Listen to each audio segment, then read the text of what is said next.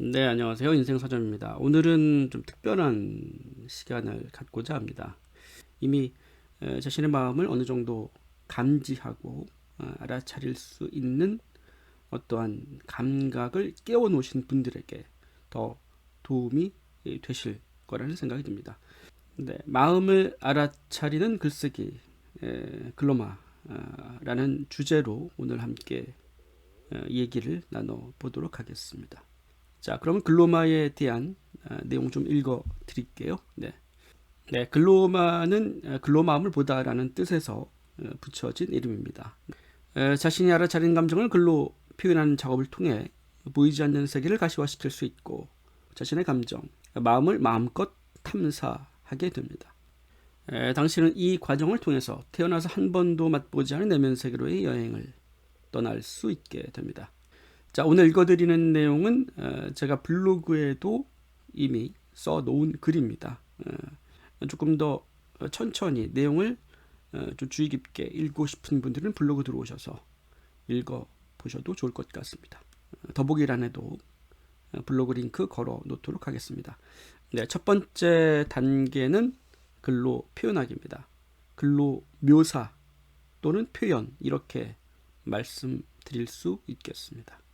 자, 읽어드릴게요. 글로마 첫 단계는 자신이 알아차린 감정이나 기분을 글로 표현하는 것입니다. 그것이 문장이나 어구 혹은 단어여도 괜찮습니다. 글로마는 자신의 감정을 온전히 글로 표현하는 것에 중점을 둡니다.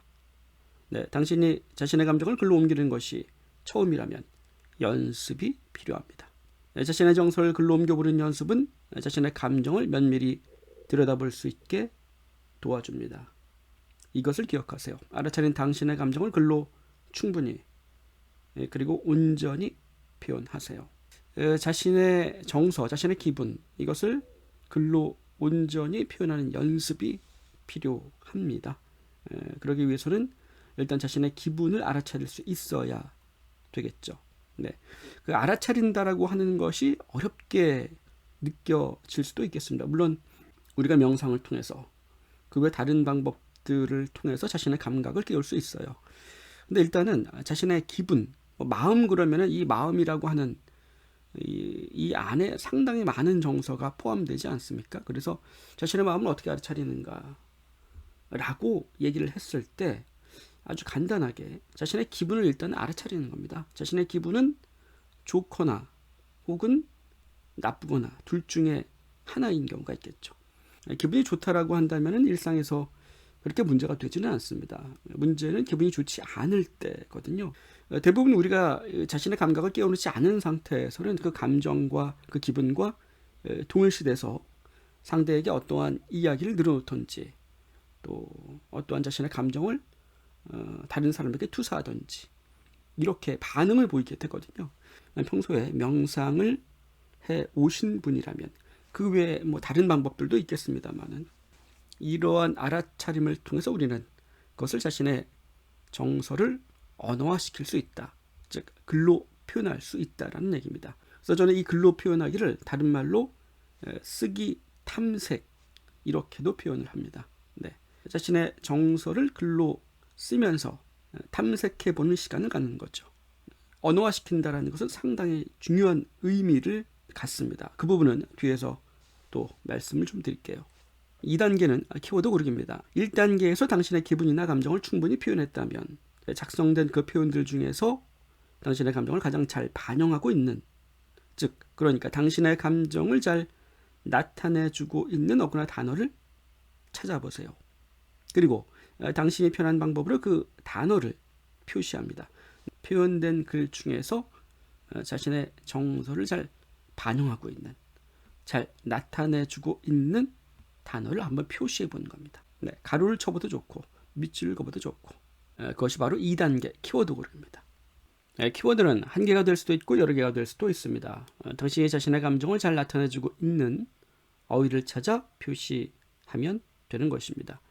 표현된 글 중에서 가장 당신의 감정을 잘 나타내주고 있는 단어를 고르시면 됩니다. 저는 이것을 엔트워드라고 부르기도 합니다. 엔트는 입구라는 뜻의 엔트랑스의 약자입니다. 당신이 고른 키워드는 당신이 마음 안으로 더 들어갈 수 있는 입구가 되어줄 것입니다. 네. 3단계는 태풍의 눈으로 들어가기입니다. 당신은 1단계에서 자신의 감정을 글로 충분히 표현하는 것만으로도 자신의 감정을 어느 정도 알아차릴 수 있다는 것을 느꼈을 것입니다. 또한 자신의 정서를 글로 표현하는 행위 자체가 당신의 알아차림을 더 고양시킨다는 것을 알게 되었을 것입니다. 감정이란 우리 두뇌의 편도체에서 일어나는 반응이지만 사고하고 어휘를 선택하며 글로 표현하는 기능은 두뇌의 전두엽 영역입니다. 글쓰기는 두뇌의 전두엽 영역을 사용하므로 우리 자신을 편도체 영역에서 그 감정을 들여다볼 수 있는 관찰자 모드로 변모시킬 수 있게 됩니다. 만약 당신이 충분히 표현된 글에서 키워드를 찾았고 그 안에 무엇이 있는지 더 들어가고 싶다면 당신은 3단계를 진행할 수 있습니다.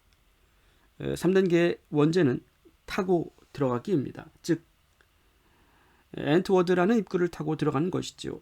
우리가 고른 그 키워드는 일종의 들어갈 수 있는 문, 입구가 되고 질문은 그 키워드 안으로 들어갈 수 있는 역할을 해줍니다. 여기서 제시하는 질문이란 몇 가지 유형이 있습니다.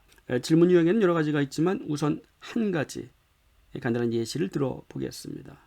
이 태풍의 눈으로 들어가기 3단계에서는 표현된 글, 즉 키워드를 통해서 안으로 들어갈 수 있는 질문 유형을 사용하게 됩니다. 근데 질문 유형은 몇 가지가 있는데요. 오늘은 이 글로마가 어떤 식으로 진행이 되는지 어떤 전체적 맥락을 좀 설명을 하고자 합니다. 그래서 질문 유형을 제가 대표적으로 한 4가지 정도를 소개를 해드릴 수가 있는데 일단은 질문 유형을 어떻게 사용하는지 한번 좀 간단하게 좀 보여드리겠습니다.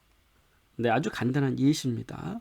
자, 제가 마음을 알아차렸습니다. 기분이 좋지 않았어요. 그래서 거기에 가기 싫다라는 생각을 알아차렸습니다. 네, 글로 표현을 했죠.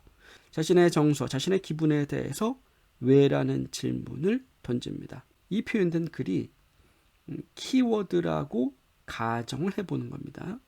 자, 그러면 이 키워드는 뭐가 됩니까? 엔트워드가 되겠죠. 우리는 질문을 통해서 이 안으로 좀 더 들어가 볼 수 있게 됩니다. 자, 질문. 왜 가기 싫은가? 네, 가기 싫다라는 그 정서에 왜라는 질문을 던졌습니다. 자, 그랬더니 그 싫다라는 감정 안에 누구를 만날까봐 두렵다. 또 다른 메시지가 무의식에서 떠오릅니다. 그 다음 질문을 또 던집니다. 그 사람을 만나면 어떤 일이 일어나나요? 자, 그랬더니 과거에 내가 행했던 그 행동에 대해 말을 꺼낼까봐 걱정된다. 라는 생각이 떠오릅니다. 그 사람이 그 말을 하면 어떤 일이 일어나나요? 네. 말 그대로 우리가 기분이 좋지 않을 때가 있는데 왜 기분이 좋지 않은지 모르고 넘어갈 때가 너무나 많아요. 네. 그렇기 때문에 같은 패턴, 같은 상황에서 같은 반응을 보이는 그대로 방치된 상태로 계속해서 문제가 지속되는 것입니다. 자신에 대한 이해를 높여갔을 때 그 다음 똑같은 상황을 만났을 때 우리는 다른 선택을 할 수 있게 되는 거예요. 네. 이것이 바로 내적으로, 내면으로 집중해 들어가는 방법이 되겠습니다. 그런 의미에서 이 글로 언어화시키는, 이 글로 표현하는 첫 번째 1단계는 너무나 중요한 의미를 갖게 됐죠. 처음에 읽어드렸습니다마는 보이지 않는 세계를 가시화시킴으로써 우리는 자신의 정서 상태로 깊이 들어가 볼 수 있게 되는 것이죠. 이것이 바로 3단계에서 진행되고 있는 태풍의 눈으로 들어가기입니다.